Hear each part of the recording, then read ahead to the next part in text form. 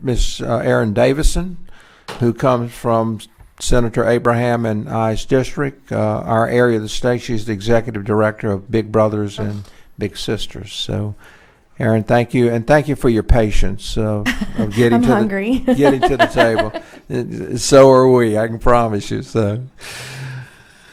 Well, thank Please, you, Mr. Chairman. Just And- identify yourself for the record. So. Erin Davison. I'm the executive director of Big Brothers Big Sisters in Southwest Louisiana. We are physically located in the middle of Lake Charles on Common Street. And I want to thank you for having me and allowing me to speak. As I was sitting here today, I'm sure you guys felt it too. My blood pressure went up and down. It's been a wild ride.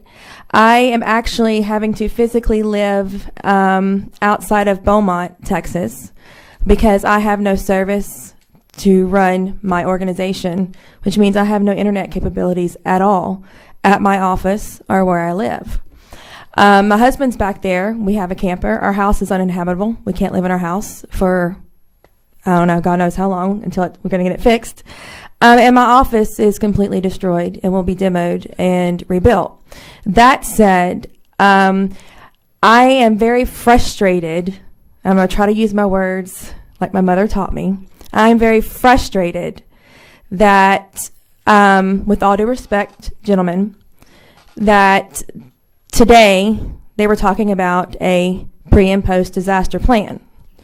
We're 22 days in, and basically everybody on Facebook is playing Where's Waldo with the Suddenlink truck. I believe there's going to be a Facebook page coming up tomorrow with Suddenlink sightings. So 300 and something boots on the ground right now for 70,000 people who probably live in Lake Charles proper, 120,000 people without internet. Do the math. 300 and something, 350 linemen for 120,000 does not equate. That's negative. Completely negative. Basic math. Common Core, whatever you call it. And for me, a small organization in Southwest Louisiana with 9 staff members, I implemented myself a pre and post disaster plan. Pre-plan with Laura coming that Wednesday night. I'm on the phone with our sister affiliate in Houston, Big Brothers Big Sisters of Lone Star, asking them to assist us because I've lived in Southwest Louisiana my whole life.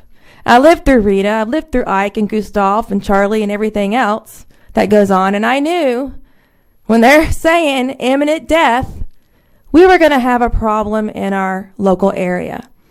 Within 72 hours of the hurricane making landfall, Lone Star, my sister affiliate in Texas, had full access to my database for them to do 100% health and safety checks and needs assessments of every big, little, and family I serve in my organization. 72 hours for me, a nonprofit executive director, to implement. But a corporation like Altice and Suddenlink did not, which to me is negligence. That's the word, negligence. Hurricane Rita hit in 2005. Katrina hit in 2005. The plan should have been in place 15 years ago. Our infrastructure should have been in place 15 years ago, 8 years ago. 2016, when you guys bought Suddenlink, should have made a plan because we live in South Louisiana, where every 3 to 5 years, the average of a hurricane, a Cat 3 or above hitting us, is over 70% if you talk to Mr. Jim Cantori. Okay? So that's negligence in my book. And then 22 days later, they're sitting here because y'all had to call the commission to get somebody to call you back. My families are struggling, and y'all can make a note of this. Have you ever heard of an ALICE family? ALICE, Asset Limited Income Constrained Employed. 80% of my families that I serve are asset limited income constrained employed, the working poor. They don't have the resources pre-COVID, pre-hurricane to pay all of their bills. So how is an operator on a telephone that they call at a call center saying, well, y'all can just relocate to another city? Figure that out. Where's the money coming from? They have no jobs. They have no schools.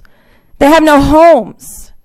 I am buying gift cards for them to be able to provide food and clothing for my littles through donations. But yet somebody expects them to pack up and move out of their city because that's where you're going to get internet service and telephone service. That's not acceptable in my book at all. 85% of my children that we serve are free and reduced lunch.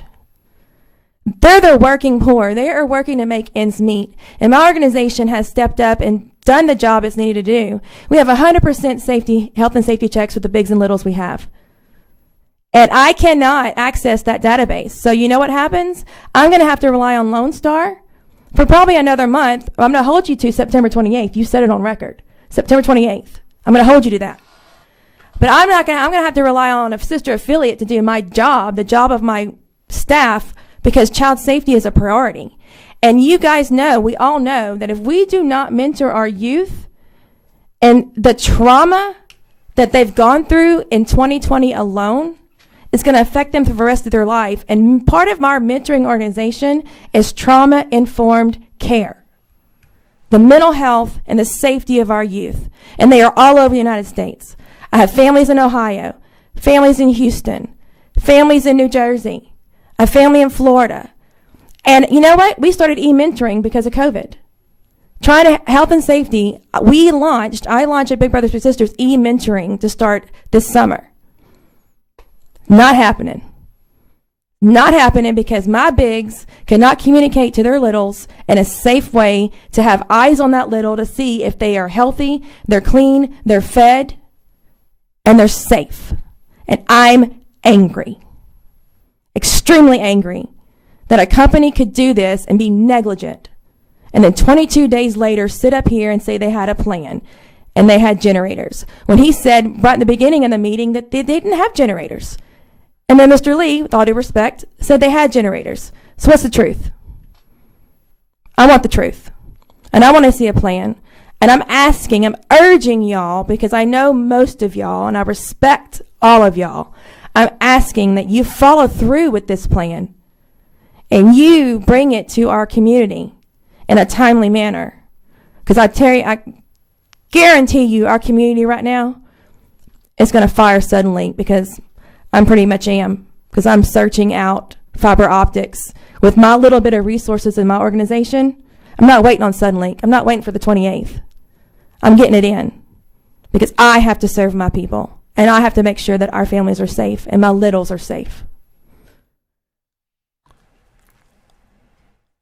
Thank you.